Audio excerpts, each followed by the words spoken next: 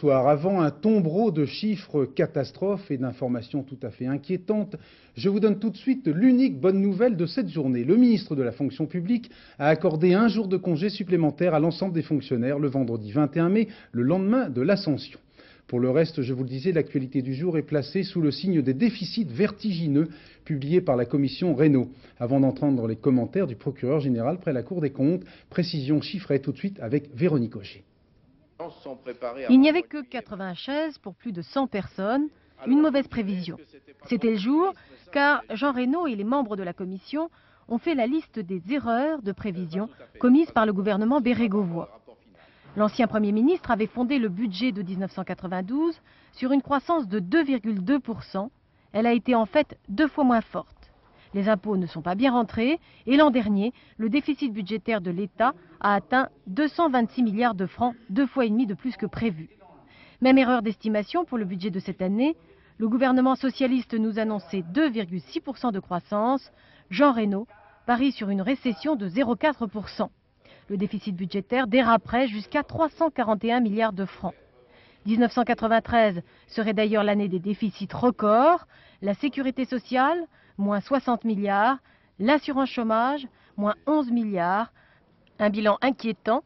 Entre 1990 et fin 1993, les organismes sociaux auraient généré plus de 100 milliards de déficit. Jean Reynaud est avec nous. Bonsoir. Merci d'avoir réservé à France 2 l'exclusivité de vos explications parce que votre présence était très disputée ce soir sur les plateaux de télévision. Toute première question, pourquoi ce rapport d'audit? Autrement dit, quel était le but de la manœuvre? Mais ce rapport d'audit m'a été demandé par le Premier ministre au début du mois d'avril.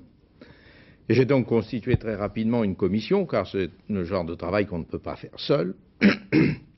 Et il m'était demandé de donner une image aussi précise, aussi exacte que possible, avec des chiffres à l'appui de la situation sociale, économique, financière du pays, avec l'obligation de remettre très vite un rapport d'étape sous quinzaine, c'est pourquoi il était prêt dès la semaine dernière, un rapport d'étape destiné à faire connaître essentiellement le déficit du budget de l'État, ce qui vient d'être dit, 341 milliards probables en 1993, et le déficit des comptes sociaux. Est-ce qu'on a déjà connu dans le passé en France des déficits aussi importants? Non, jamais.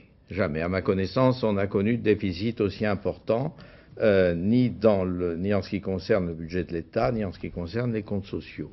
Les sénateurs, en octobre, au moment de la discussion budgétaire, disaient que ce budget n'était ni prudent ni sincère. Là, vous exprimez le point de vue d'hommes politiques, dont le rôle est évidemment de faire connaître au pays leur propre opinion. Personnellement, je me garderai de m'engager sur ce terrain, puisqu'il m'est demandé un rapport objectif, et donc je laisse les chiffres parler d'eux-mêmes, et il ne nous est nullement demandé de porter une appréciation qualitative. Alors, je me doute que vous n'allez pas répondre à ma prochaine question, mais je la pose tout de même. Quels gouvernements sont responsables de ces déficits, celui de Rocard, Cresson ou celui seulement dirigé par M. Bérégovoy? Alors là, la question sera en effet 2 fois plus difficile. Nous n'avons absolument pas recherché quelle était la source politique, quelle part d'imputation des chiffres que nous venons de faire connaître qu'il faut faire peser sur tel ou tel gouvernement. Pas plus sur celui de M. Rocard que sur celui de M. Bérégovoy. Simplement, ce que je peux dire, c'est que les indices que les spécialistes de prévision font connaître au milieu de l'année 1992 commençaient à donner l'impression d'être sur une pente négative, et c'est vers la fin de l'année et au début de cette année qu'ils ont pris une tournure, notamment en ce qui concerne l'évolution de la production intérieure française, et même d'ailleurs de nombreux pays européens, une allure aussi négative.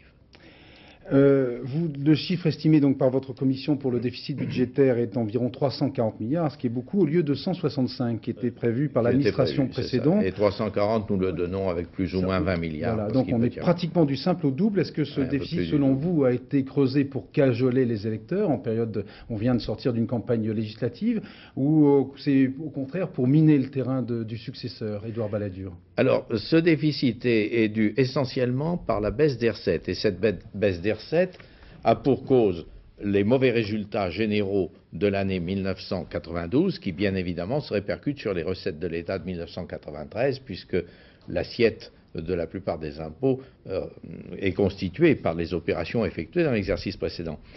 Et une autre cause du déficit est due à l'aggravation du ralentissement économique et donc aux indices prévisibles pour 1993.